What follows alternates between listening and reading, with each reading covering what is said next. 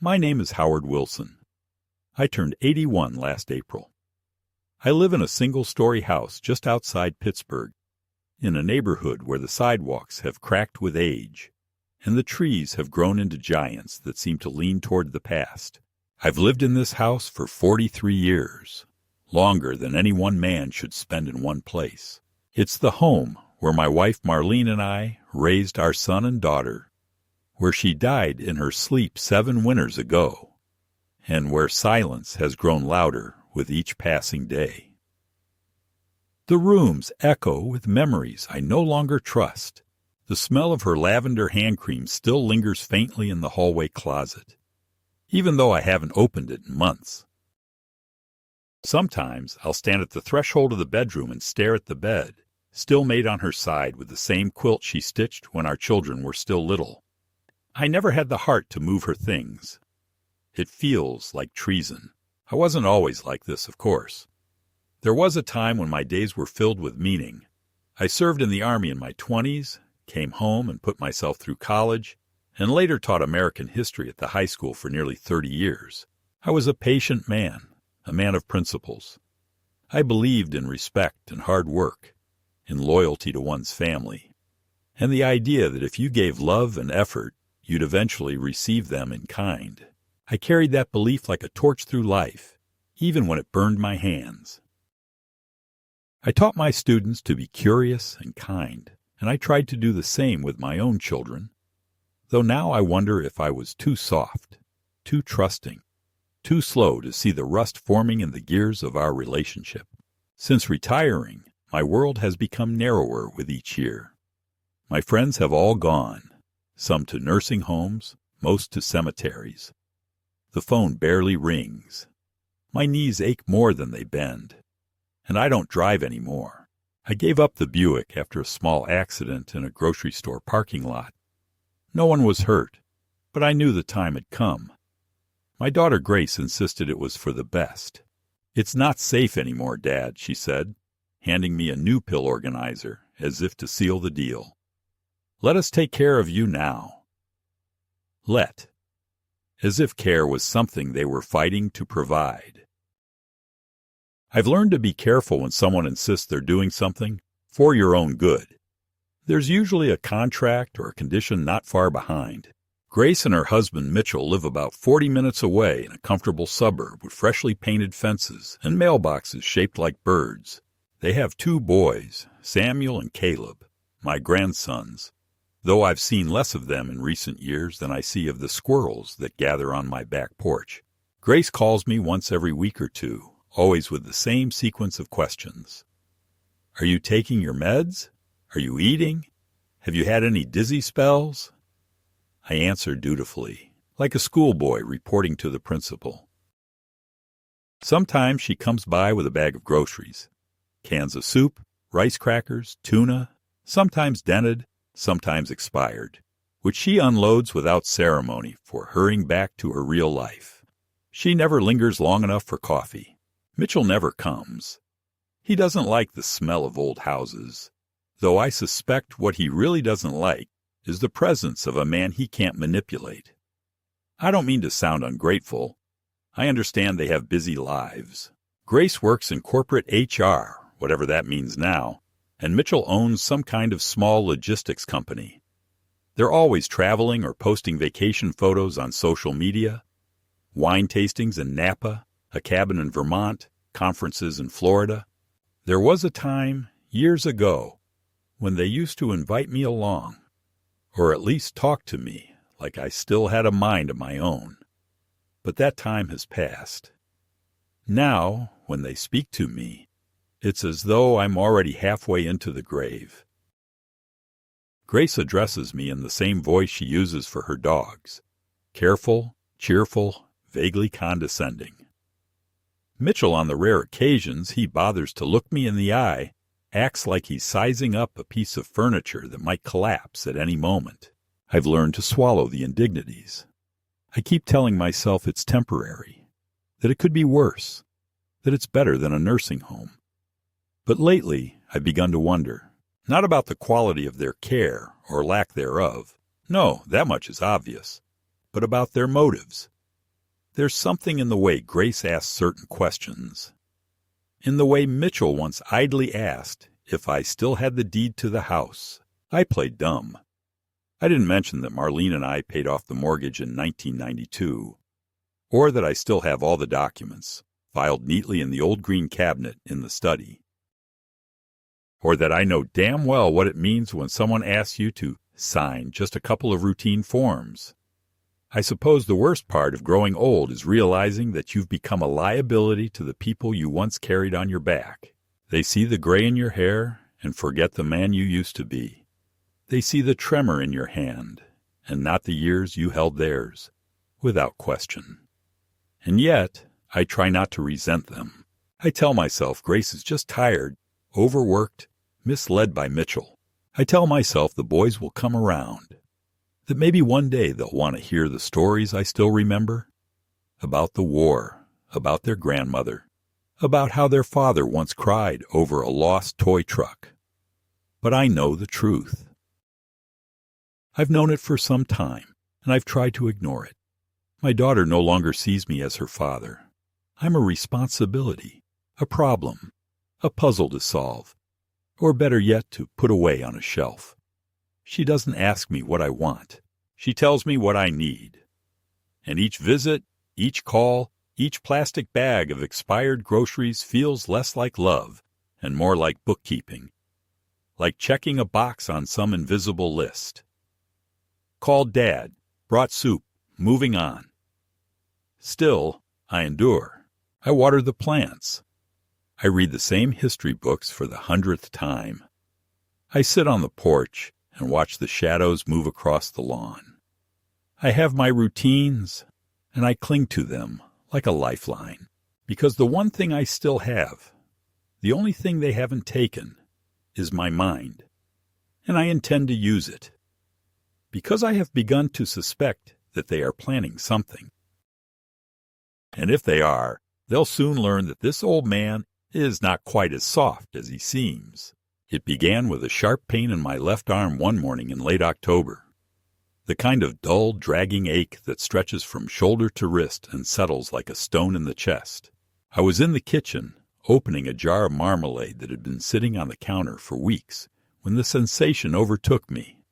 Not a stab, but a heavy compression, like someone was pushing down on my ribs with a slow, relentless pressure. I froze. My hands trembled. My breath shortened. I reached out, gripping the edge of the sink, waiting for it to pass. For a moment I stood there, paralyzed in the quiet. The only sound the low hum of the refrigerator and the soft tick of the wall clock. Then, just as quickly as it had come, the pain receded. Not gone, just lurking deeper. I told myself it was probably indigestion, a pulled muscle, nothing more. I even laughed out loud, the sound strange and flat in the empty kitchen, as if laughter had no business being there anymore. But something about the moment lingered. I made myself a cup of tea, forcing my hands to stay steady, and sat at the table with a notebook I hadn't opened in months. My handwriting looked different, weaker somehow, and that scared me more than the pain. I wrote down the time, 8:43 a.m., and the word pressure. That's all I managed before I set the pen down. I stared at the cup of tea, untouched, and realized I wasn't hungry anymore. It wasn't the first strange episode I'd had that year. A few weeks earlier, I'd blacked out for what must have been a few seconds while walking from the porch to the mailbox. I woke up sitting on the grass, with no recollection of how I got there. I'd told no one, not even Grace. Especially not Grace. She had a way of seizing on anything that proved her right about my frailty. Like a hawk-spotting movement in the brush, I had no doubt she'd use it as another argument for transitional housing, her polite term for putting me somewhere she could visit on weekends, or more likely, forget altogether. That evening, the pain returned. Sharper this time, less forgiving.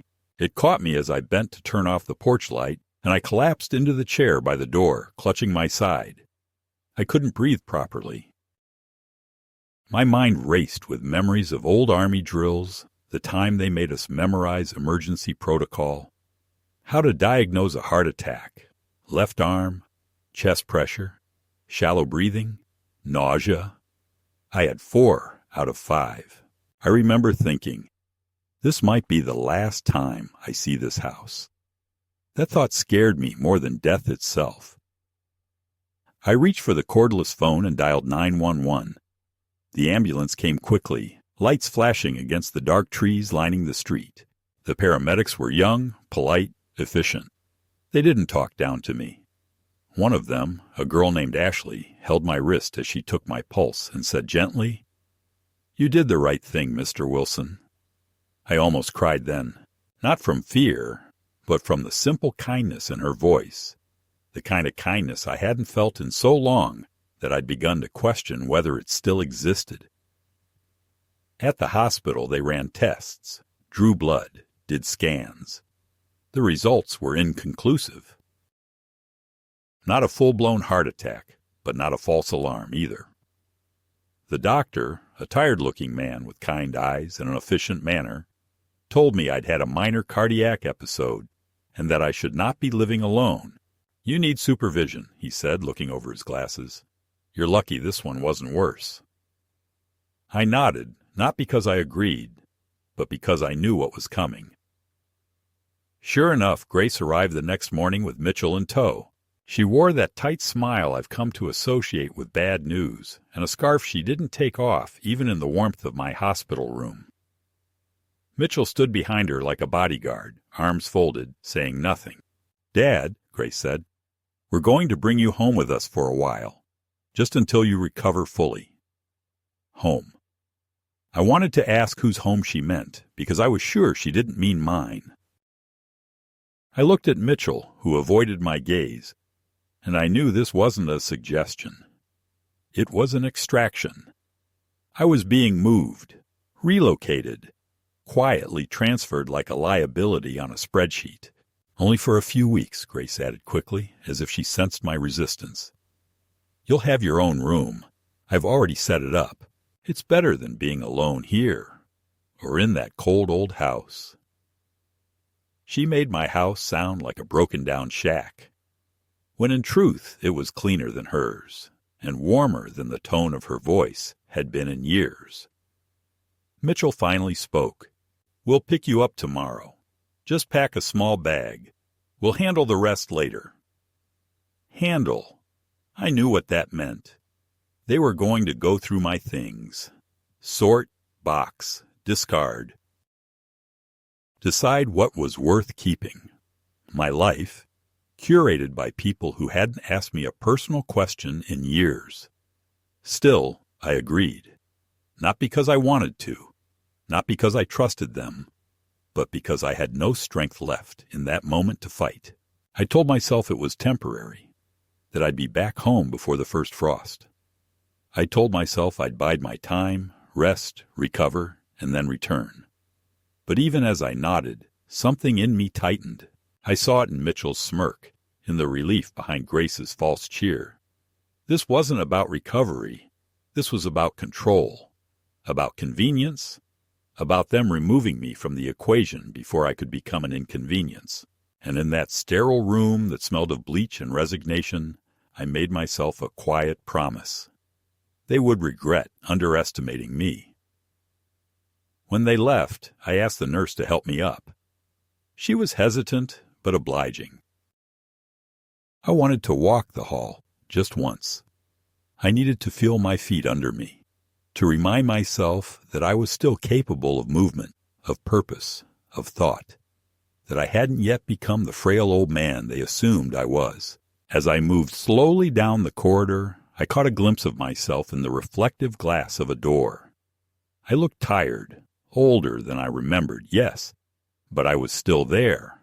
My spine was straight. My eyes were clear. My mind was intact. And soon, very soon, I would need all of it. Because I was walking into something far worse than a heart condition. I was walking into their house, into their version of care.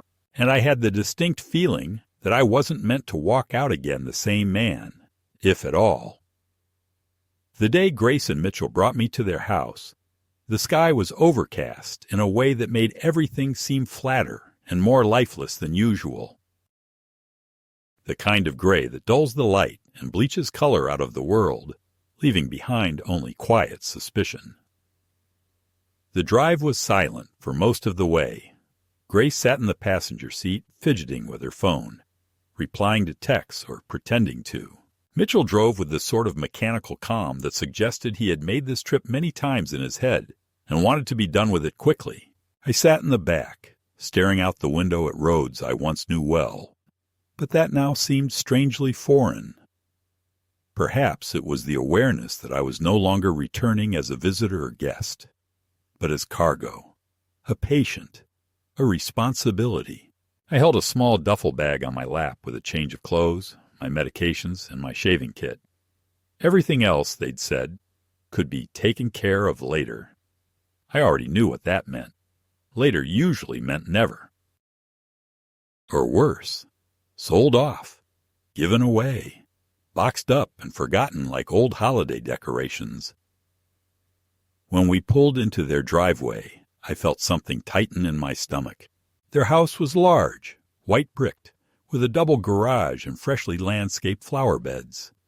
It looked like a catalog picture of middle-class prosperity, neat and sterile, the kind of house where everything had a label and everyone knew their role.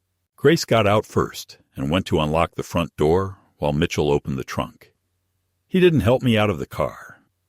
I wasn't expecting him to. Inside, the air smelled faintly of citrus cleaner and new carpet. But under it, something else.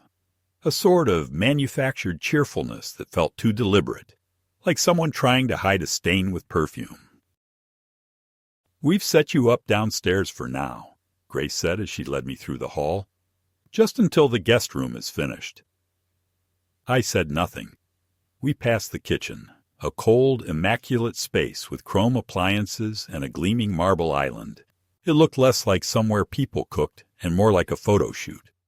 I followed her through a side door, down a narrow staircase that creaked only once.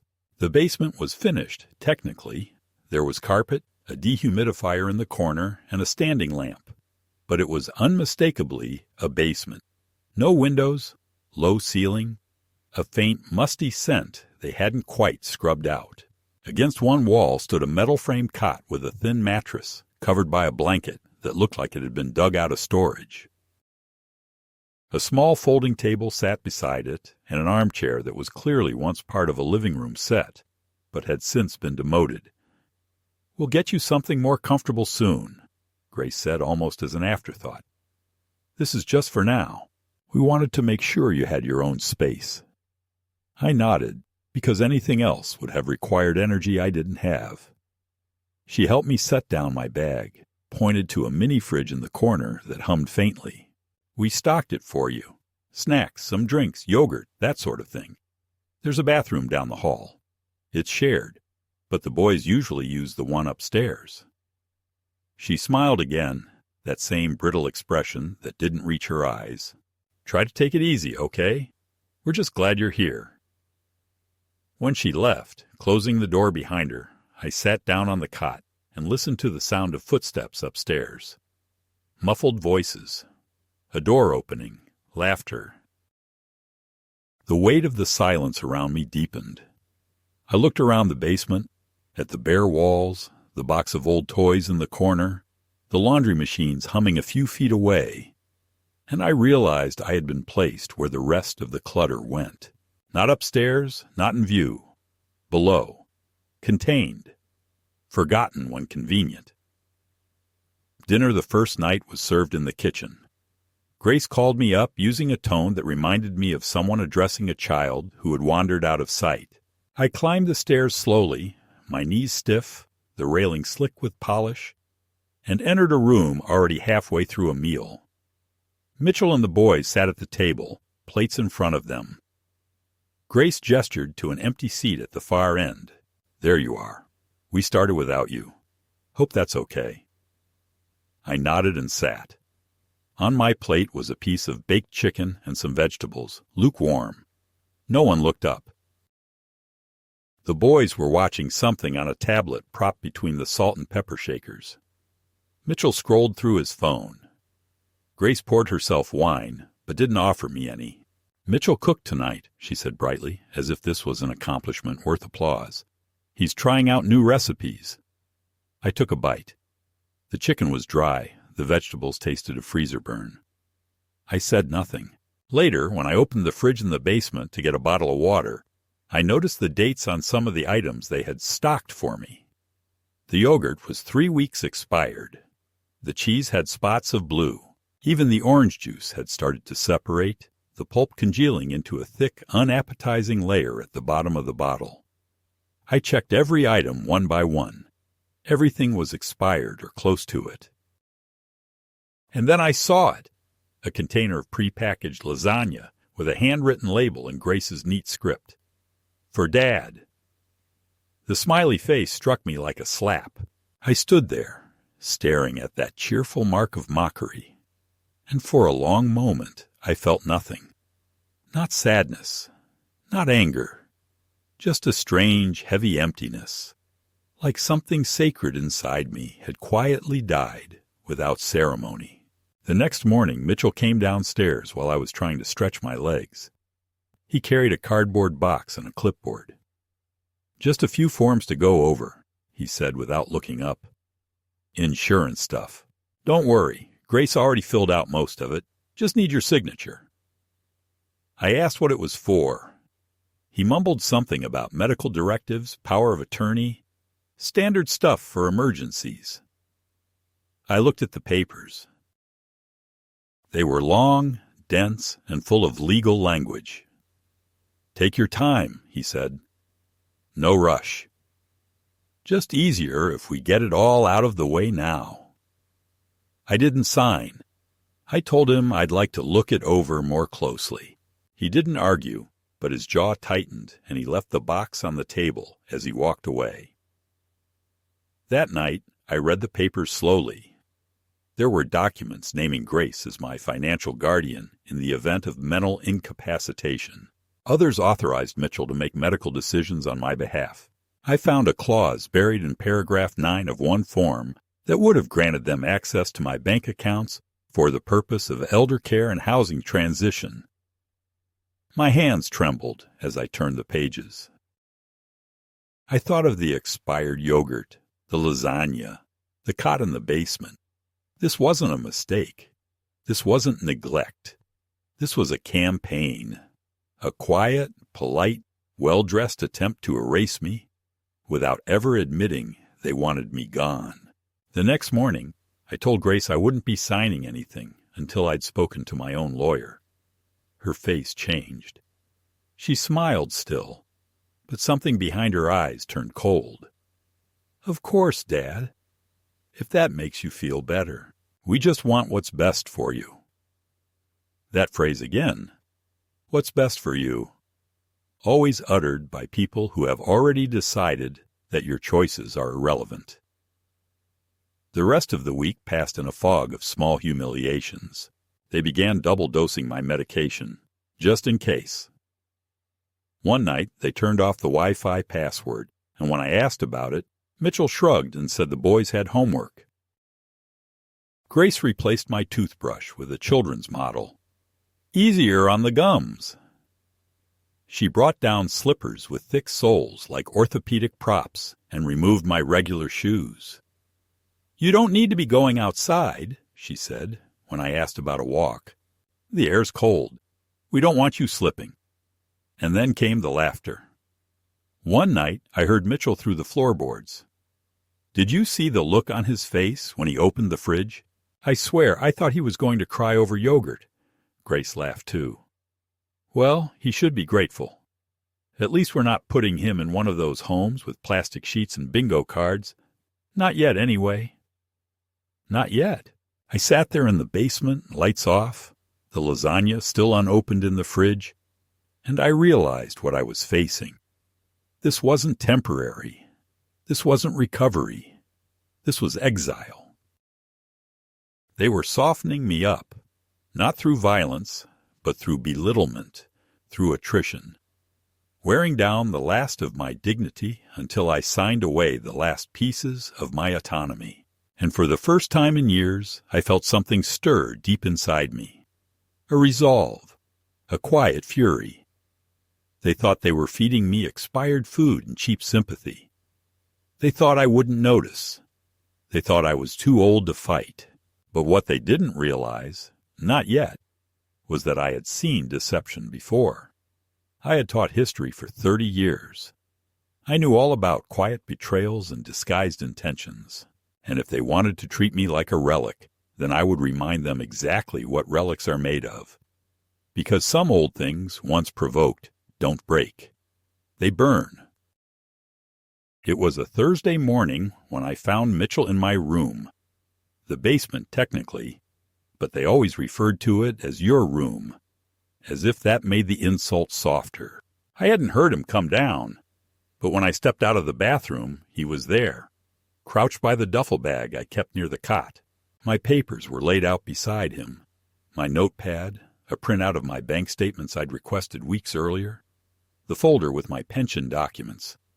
He didn't even flinch when he saw me. "Just checking on a few things," he said casually, as if rifling through someone's private effects was a reasonable gesture of concern. "You left these unsecured, not safe. Could have been thrown away by mistake." I didn't answer. I walked over slowly, knelt down without looking at him, and began gathering the papers. My hands were steadier than I expected. He didn't move, just watched me with that unreadable smirk of his, the one that always looked too rehearsed to be sincere and too smug to be benign. "You know," he said, "it's kind of lucky you're here with us. A lot of guys your age don't get this kind of support." I didn't speak. Some end up in government homes, run by underpaid staff, cold, sterile places. Not like this. Here, you've got family. I stacked the papers back into the folder, stood up, and stared at him. "Please don't come down here uninvited again." My voice was low, calm, deliberate. He raised his eyebrows but said nothing more. When he left, I locked the door from the inside. It was a flimsy lock, more symbolic than anything, but it gave me a brief illusion of control. That afternoon, I checked the envelope I'd hidden beneath the armchair cushion, the one with my original documents, driver's license, health insurance card, birth certificate, and the one that mattered most, my house deed. It was still there, but when I opened my wallet, the credit card I'd tucked behind the last photo of Marlene was gone. At first, I thought I'd misplaced it. I searched the room, turned everything inside out, the drawers, my jacket, the bag. Nothing. It had been there 2 days ago, when I ordered a subscription for a weekly paper, something to keep my mind occupied. Now it was gone. I didn't ask them. I knew what the answer would be. A shrug from Mitchell, a patronizing smile from Grace, some excuse about how I'd probably misplaced it. But I hadn't, and that's when I knew. They had started taking pieces of me. That night they brought me dinner. Prepackaged soup and toast, served with a forced warmth. Grace handed me the tray and lingered, as if waiting to see if I'd say something. "Everything okay, Dad?" she asked. I looked at her, long and hard, and saw the faintest flicker of guilt, or perhaps fear, beneath her perfectly neutral expression. "Fine," I said. "Everything's just fine." She smiled. "We care about you. We're doing our best." I nodded. "I know." And I did know. I knew exactly what they were doing. After they went upstairs, I waited.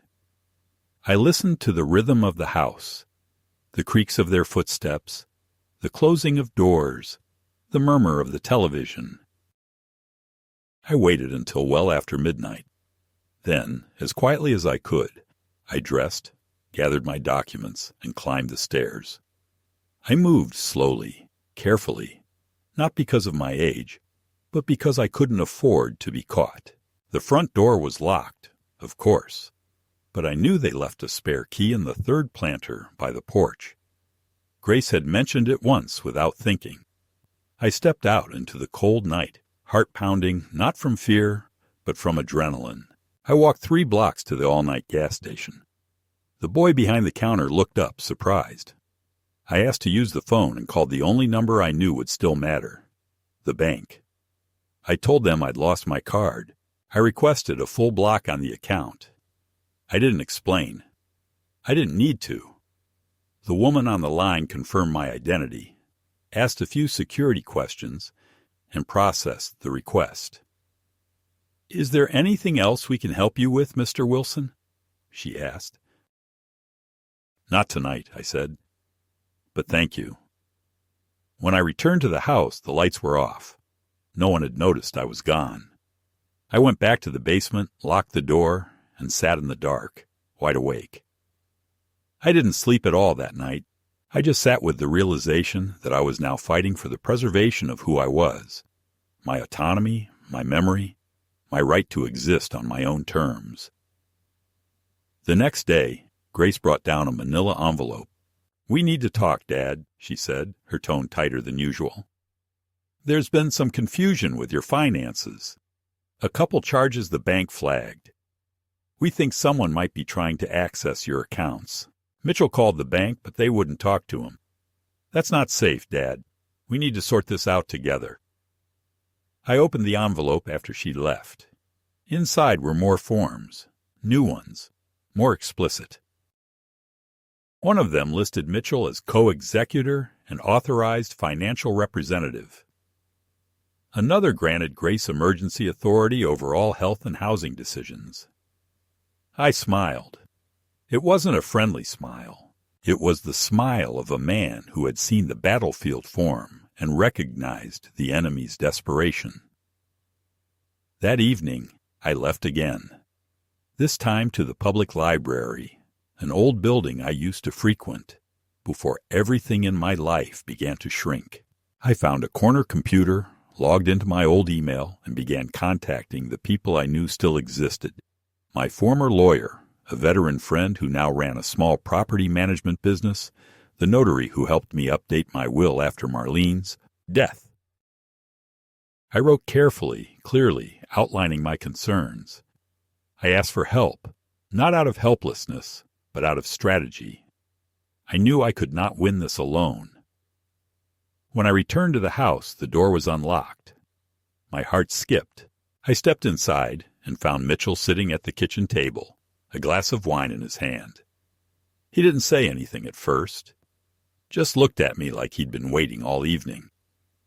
"We're trying to help you," he said finally. "We're not the bad guys here."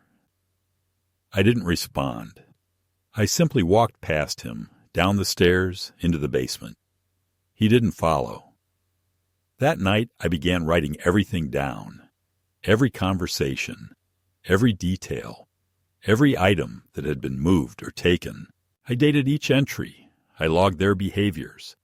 I built a record, a defense, yes, but also a story. Because I realized then that this wasn't just about survival. It was about telling the truth. And the truth, once spoken clearly enough, has a way of burning through even the most polite and well-dressed deceptions. They had pushed too far. They had mistaken my silence for surrender. And now they had given me a reason to fight. It was a rainy Sunday, the kind of day when the sky threatens all morning and then lets out a long, quiet rain in the afternoon, drumming gently on the basement ceiling as if it were testing my endurance. The house above me felt empty, but the sounds of life continued. The hum of the boiler, the muted voices drifting from the living room, intermittent bursts of laughter. They were always laughing now, as if they believed I couldn't hear them, or wouldn't understand, or simply didn't matter. I counted the beams of water making slow streaks across the small, high basement window, feeling each one like an accusation. My hands found their way to the ledger I'd begun, the handwritten log of everything they'd taken, every indignity. I flipped through the pages, the lines of ink thick with awareness, with grief, with something close to righteous fury. It started with the lease of my car. I found the bill tucked into the basement trash can one evening. Not shredded, not hidden, just discarded like a crumpled reminder. The car I'd paid for outright, that had carried Marlene and me across states and summers when everything seemed possible. The last check, the ownership papers, all gone. My breath caught at the memory of driving her home from the hospital. How she'd slept in the passenger seat, head resting on my arm. And I stood there in the dim light of the basement, staring at that discarded paper, and realized that they were systematically erasing my agency, rendering me fragile, not through force, but erasure. At dinner, the tables turned. That night, Grace insisted I join them in the dining room. She had lit candles, too many, and placed a salad bowl between us. I sat, but the food was familiar, yet wrong. Salad with wilted lettuce and soggy croutons, sprinkled with dressing that had separated into a puddle of oil and water. "I thought you'd like something light," she said in that tone of feigned care. I looked at her, really looked, and saw how the tremor in her voice betrayed exhaustion or guilt. I took a bite. The crouton crunched unpleasantly, the lettuce was limp, the dressing tasted stale. I chewed slowly, swallowed, and leaned back. "It's perfect," I said, though it wasn't. Behind me the boys whispered something and giggled. I pretended not to hear, but I did. I began to see their cruelty, not as thoughtlessness, but as rehearsal. Practice for what might come next. After dinner, Mitchell stayed behind with me in the dining room, ostensibly to talk logistics. He didn't turn on a lamp. The only light came from the candles and the rain-streaked window behind him. The air felt thick. He said they wanted to start consolidating things. My medical records, my mail, utilities, any subscriptions. They'd already taken care of the bank. But what about my name on the title deeds? The house, the car, the utility bills? I looked at him and said nothing. His face paled slightly. He swallowed. "We're just trying to help, Dad." I found myself leaning forward into the warm candlelight and saying, "You're not helping. You're finishing me off."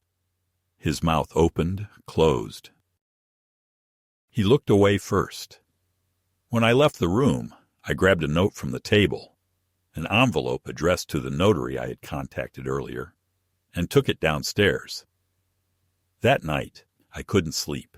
I stayed upright on the cot, running through the evidence in my ledger.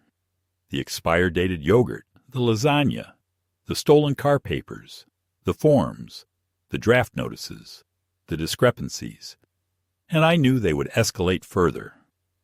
So I prepared. I found a small blank journal in the folds beneath the chair, and I turned its first page into a manifesto. I wrote down who I was. Not the old man they portrayed, but Howard Wilson. Teacher, veteran, husband, father, grandfather. And I wrote down what I would not surrender. My dignity, my mind, my right to speak my truth. I tucked the journal into the hidden envelope with copies of the most critical documents, my original ID, the deed to the house, and I slid it under the floorboards behind the mattress, where even they would not find it without intent. The next morning, Grace descended the basement stairs while I was reading my own writing. She leaned against the door frame, arms folded, watching me. I looked up. "I found another thing today," she said, her voice unsteady. "You didn't use that car much, did you, Dad?" "It would save us money if we returned it, or transferred it." I understood that "we" meant them. I nodded slowly. "Maybe it's for the best," I said, though every word felt heavy with resistance. She turned and left, without another word.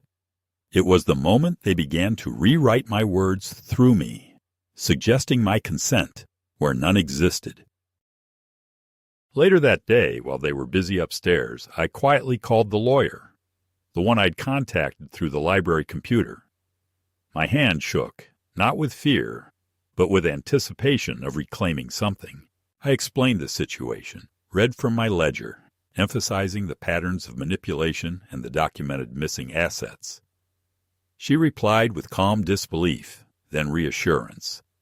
She said she'd come tomorrow, and she'd bring someone to record everything. Legal official. That night I slept, for the first time in days, lulled by the promise of validation. When the lawyer arrived the following morning, Grace answered the door with a controlled smile. The lawyer's eyes were sharp, professional. In my basement room, we went through the records again. Witness statements, copies of logs, photos of the expired food packages with dates marked. The lawyer scrutinized the ledger, asked questions, and took notes. Grace hovered by the staircase, her face pale. Mitchell trailed behind her. At some point, I heard Grace say, in a low voice, "What are you doing, Dad?" "This isn't necessary." But it was necessary. I looked at her and at Mitchell, standing side by side like co-conspirators. And something shifted. I felt a weight lift off me. Not physical weight, but existential.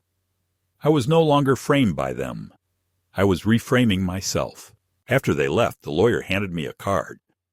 "I'll be in touch," she said. "One more thing. You should know I've already alerted Adult Protective Services. There are protocols. This type of behavior, withholding medication, restricting access to finances, isolating someone, all fall under elder abuse. They'll investigate." The words settled over me like a cool blanket. Not salvation, but a weapon. That afternoon, as rain began again against the basement window, I sat on the cot and looked at my log. It no longer felt like a collection of wounds, but a blueprint for survival. I didn't know what tomorrow would bring, but I had begun to carve a path out of erasure. And I knew this. They thought they were silencing me gently, but what they had done was awaken me. And old wounds, once reopened, do not heal softly. They transform into fire, and I was ready to burn. The culmination didn't arrive in a moment of shouting or violence, as I had once imagined it might. There were no slammed doors or broken plates, no dramatic accusations or tearful confrontations. It came instead in silence, in the gentle shift of atmosphere that precedes a storm. A change so subtle you don't realize it has arrived until you are already standing in the rain. I had been waiting, not passively, but with the patience of someone who understands that justice, when it comes, must be undeniable. I had built my records, contacted the lawyer, secured my documents, withdrawn what money I could from accounts they hadn't touched, and arranged for all remaining funds to be frozen under legal protection. I had done all of this under their noses, beneath the weight of their smiles and veiled suggestions that perhaps I was losing my mind. And so, when the call came, I was ready.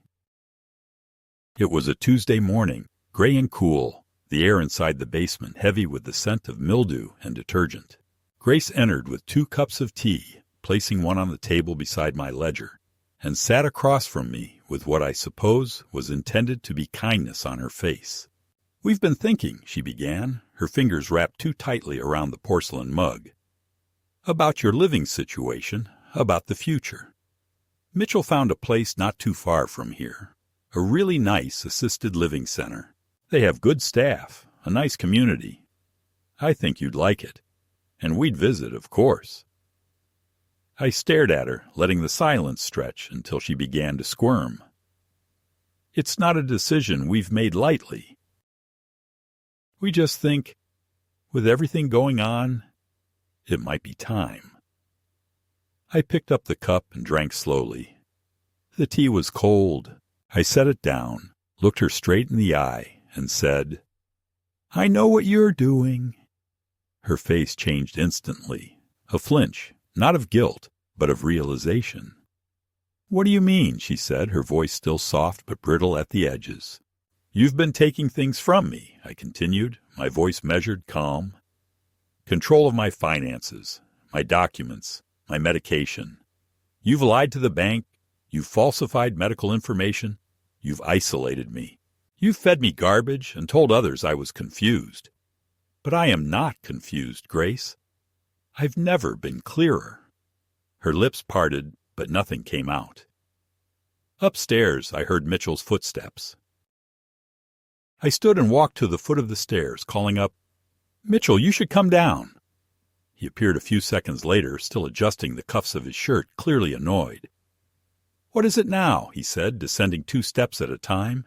I waited until he reached the bottom, then turned back toward the small table, where a thick envelope waited.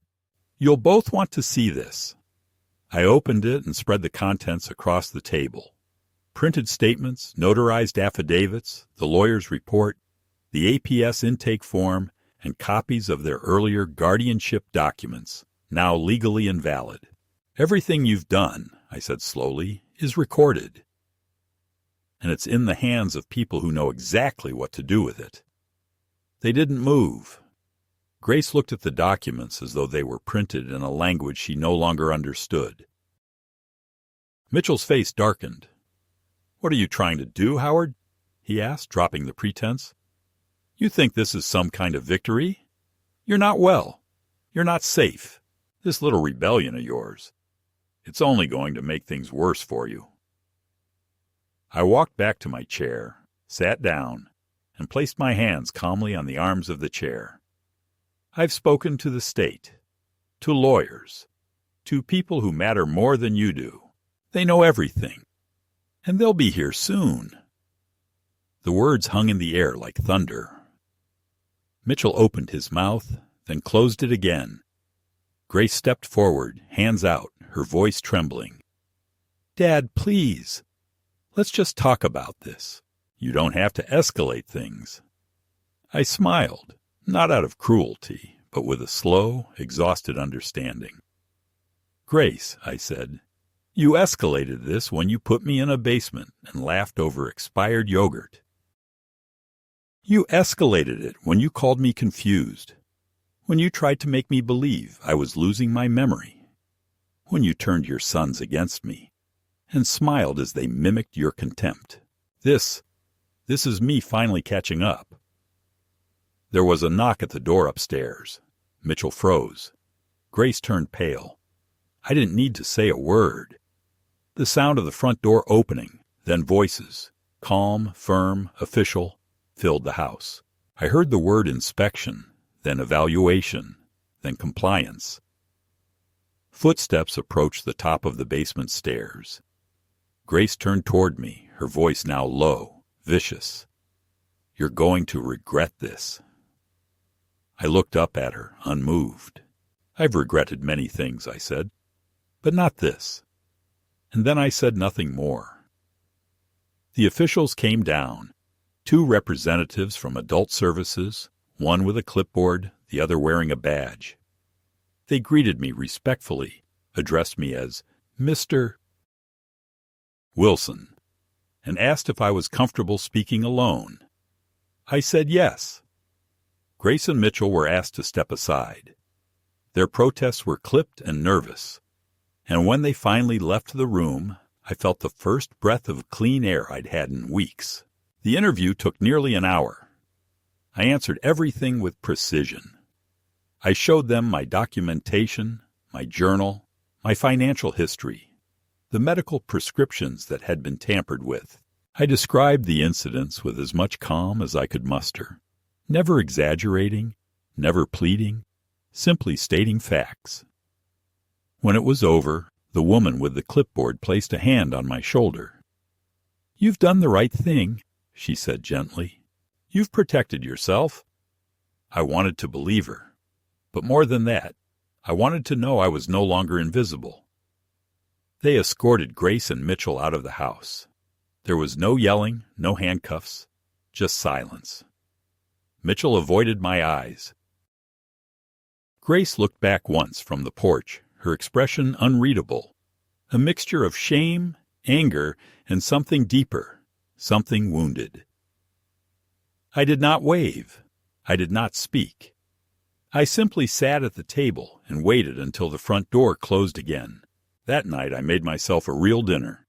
Something simple, a can of soup I'd bought myself, toast made in their overpriced toaster. It wasn't much, but it tasted like freedom. I sat in the silence of the house, now finally mine again, and felt the walls breathe with me. Not joy, not yet, but a slow, unfolding relief, like something bound had finally begun to loosen. I had taken back my life, not all of it, not the years they had chipped away with their indifference, not the afternoons of silence, or the birthdays forgotten, or the photographs I would never see of my grandchildren growing up, but I had taken back my name, my voice, my right to choose how I would live the years that remained. And that, I realized as I watched the wind bend the branches outside, would have to be enough. It has been 6 weeks since they left. The house is quiet again, but this time the quiet feels earned, deliberate, even protective. I wake early now, not out of habit or anxiety, but because I choose to. I drink my coffee slowly in the chair by the window where Marlene once sat with her crossword puzzle, and I let the light come in as it pleases. The days are not filled with great ambition or grand recoveries. I do not pretend I have reversed time or rebuilt something that was broken years before the worst of it happened. But they are mine in the most basic and sacred sense. I decide what I eat. I decide when I rest. I decide what I say and who hears it. That is a freedom I had forgotten to miss until it was nearly taken for good. I have not heard from Grace since the day they left. There was a message on the machine a week after, terse and formal. We're sorry things turned out this way. I hope you're okay. I didn't return the call. I don't know that I ever will. Maybe time will soften the bitterness between us. But I am not in a hurry to test that theory. There are wounds you don't tend to. Not because they're healed, but because reopening them only confirms how deep they go. I keep thinking of a photograph she once gave me years ago, framed and signed in the corner. The two of us standing beside the old Buick, her head leaning against my shoulder, her eyes full of youth and something like love. I still have it somewhere in the drawer, though I haven't taken it out since the day I packed up their things and left them by the porch. I didn't throw anything away. I'm not angry in the way they probably assume. I'm not interested in punishment. I'm interested in peace. And to have that, I had to remove their presence from my daily life. Not violently, but entirely. A representative from the state still calls once a week to check in. They're kind, surprisingly so. One woman in particular, her name is Jessica, seems to understand without needing to ask too many questions. She helped arrange for a community health worker to stop by once a month, just to make sure everything is as it should be. She offered assisted care, physical therapy, even subsidized transportation. I declined most of it. What I needed, truly needed, was simply space. And now I have it. I walk in the mornings when the neighborhood is still asleep, slow but steady, and I've come to know the rhythms of the street again. The dog 2 houses over that always barks at the wind, the woman across the road who waters her flowers like they're her last fragile hope. They nod when they see me. I nod back. That's enough for now.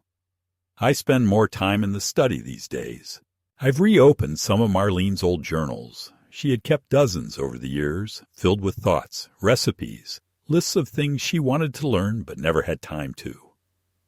I find comfort in her handwriting. It's like a conversation across time.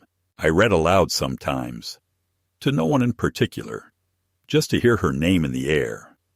There's a kind of healing in that. The gentle reaffirmation of what once was, spoken into the present, like an incantation. As for the legal case, it is still pending. The documents I compiled were more than enough to open a formal investigation. Grace and Mitchell have not been charged yet, but there is a record now. A full report filed with the state. They know I am watching, that the law is watching, and if they ever attempt such quiet theft again, whether against me or someone else, There will be consequences. That, I think, is what finally shook them. Not my anger, not the confrontation, but the fact that I had quietly become more prepared than they imagined I could be. I sometimes wonder if they ever sit together in their quiet, spotless house and think about what they tried to do. If Grace remembers what it felt like to label a container for Dad and know it was spoiled. If Mitchell still believes he was in the right, or if he ever stares at a clipboard and hears my voice saying, "You're not helping. You're finishing me off." Maybe they do. Maybe they don't. It no longer matters. Because they failed. And not just in the legal sense. They failed morally. They failed me. And that failure will remain theirs to carry. I did not seek revenge. I did not fight to destroy them. I fought to keep myself intact. The man I was, the man I remain. And that, above all, is the part they never understood. They thought this old body meant weakness. The time had eroded my memory, dulled my instincts, stripped me of courage. They were wrong. Age does not always mean surrender. Sometimes it means clarity.